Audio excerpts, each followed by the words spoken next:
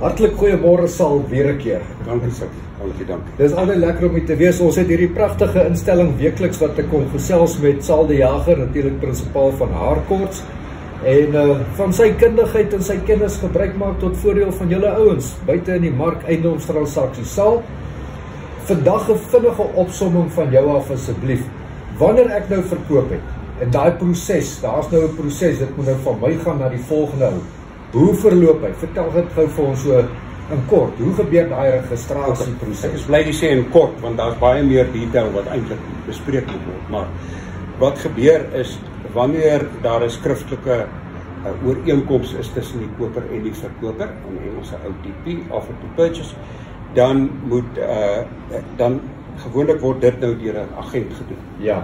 En dan sal die agent die kontrak na 'n prokureur toe vat, die verkoper se keuse. So die verkoper kan kies watter prokureur hy moet gebruik. As die verkoper nou nie geplaas nie, dan kan die koper enige prokureur aanstel. Dan kan hy vir hom vra, luister, kan ek so en so gebruik? Ja. Ons weet gewoonlik watter prokureurs doen dit die vinnigste. En dis nie dat ons hulle wil bevoordeel nie, maar as jy goeie diens kry van 'n prokureur, dan gebruik jy hom. All is fair in love and war. Ja. Maar jy moet toestemming vra na watter prokureur toe jy en die verkoper gee die toestemming. Absoluut. Goed. Dan word daai prokureur, hy word dan aangestel as die akte besorger, oordragsprokureur. Hy het dan nou sekere dokumentasie wat hy nou sal kry by die koper en die verkoper. Hy sal nou dan inroep as hy nou alles het en by mekaar het. Daar's ook 'n verbandprokureur. Partykeer is die prokureur, kan hy optree as die verband op prokureur ook as hy aangestel is deur die bank. O ja, die bank. So as dit nie, dan is dit 'n ander prokureur, dan werk die twee prokureurs saam as daar 'n verband verkry moet word. Maar dan moet die prokureur ander werk doen. Hy moet kyk na sekere klaringssertifikate. Hy moet na die munisipaliteit toe gaan om uitklaringssertifikate te kry. Is al hierdie ou se belasting betaal, sy grondbelasting, sy basiese heffings, sy elektrisiteit, sy water, is dit alles betaal. Dit mag nie agterstallig wees nie, anders mag die ding nie oorgedra word. Wat 'n goeie ding is. Wat absoluut. Die volgende wil nie met die vorige ou se probleme sit nie, ja. Dan is daar oordragskoste wat betaal moet word. Maar dit word nou eers gebeur gelyktydig op die heel finale ding wanneer die ding geregistreer word. Oordragskoste wat die verkoper die koper ook moet betaal. En onder 1.1 miljoen is dan die oordragskoste. Maar dan is dit nou onder 1.1 miljoen is die prokureur se koste, dis die registrasiekantoor se kostes, dis die receiver of revenue, al daai kostes is so wat betaal word. En dan die ander ding is daar's sekere nakomingssertifikate. Soos as daar 'n gasinstallasie is, moet daar 'n gassertifikaat gegee word. As daar dan moet 'n elektriese sertifikaat gegee word. Dit is 'n COC in Engels. Ja. En as daar elektriese heining is, moet daar 'n elektriese gegee word. In Natal word daar byvoorbeeld in 'n sekere gedeeltes, en hier by ons het ons ook al 'n termietprobleem, moet daar 'n termietsertifikaat gegee word. So dis ietsie wat ons begin kyk hier in Parys ook, want daar is eise in die termiet. Wie gaan daai byvoorbeeld die termietsertifikaat? Jy kry 'n professioneel. Hy moet dit betaal. Maar is dit hy wat dit wil hê? Nee, dit word vereis dat dit dan moet gekry word. Die wetgewing. Ja. Alle wêreld. Ja. Want dit kan lei tot sekere dispute na die tyd. Ja, hierdie ou se dak begin ewe skielik in mekaar te val.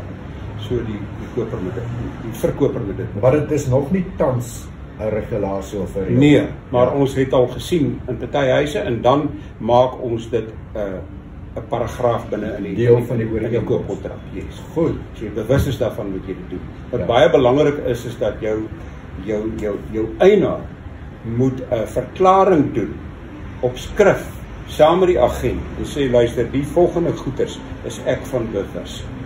Hierdie skuifdeur van my maak nie oop nie, want hy's 30 jaar oud.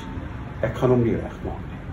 Hier is 'n bietjie vogprobleme. Ek gaan hom nie regmaak nie, of ek gaan hom regmaak en dan moet jy tevrede wees of daar moet 'n ooreenkoms wees. So alles moet op skrif wees. Daar mag nie verborgde goeders wees nie. Want onthou daar's 'n verkoops in jou kontrak is daar 'n voetstoots ding in. Ja. En dit is 'n ding wat baie probleme veroorsaak het. So nou moet daar 'n verklaring wees. Moet die twee werkers staan. Daar is eintlik nie meer iets soos voetstoots nie, behalwe as jy ooreengekom het. Ja. Maar okay, dan sal die prokureur al die dokumente opstel en hy berei dit nou voor vir die aktekantoor en hy stuur dit dan in. En wanneer dit ingestuur het, vat dit omtrent so 7 tot 10 dae vir die aktekantoor dan om te ondersoek en sê nee, alles is reg, met al die dokumentasie en dan is dit word goedgekeur en dan kan die job aangaan en die koper kry die verkoper kry sy geld en die koper kry die registrasie, die akte, die titelakte.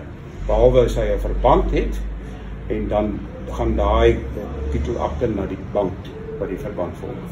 Die verbandhouer dan. Yes. Sal hierdie proses tyds verloop ja, die proses wat hulle nou vat om dit goed te keur, vat omtrent so 7 tot 10 weke. Partykeer gaan dit regtig vinniger. Dit het al gebeur dat dit vinniger gaan. Ja. Maar ja, daar gaan partykeer foutjie in wat 'n vertraging veroorsaak. En dan moet hy weer ingedien word.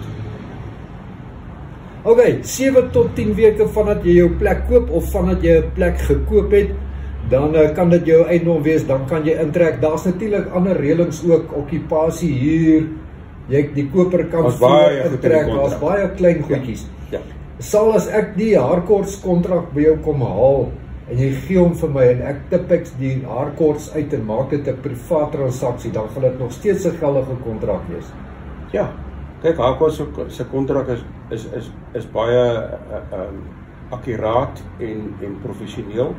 Ons prokureurs dateer dit gereeld op met nuwe wetgewing en so aan. Ja. So as jy dit doen, dan sal jy eintlik ons kontrak steel, maar vir jou sal ek ene gee. Ouens, ek gaan nie meer verkoop nie, ek bly te lekker op Parys. Baie dankie self.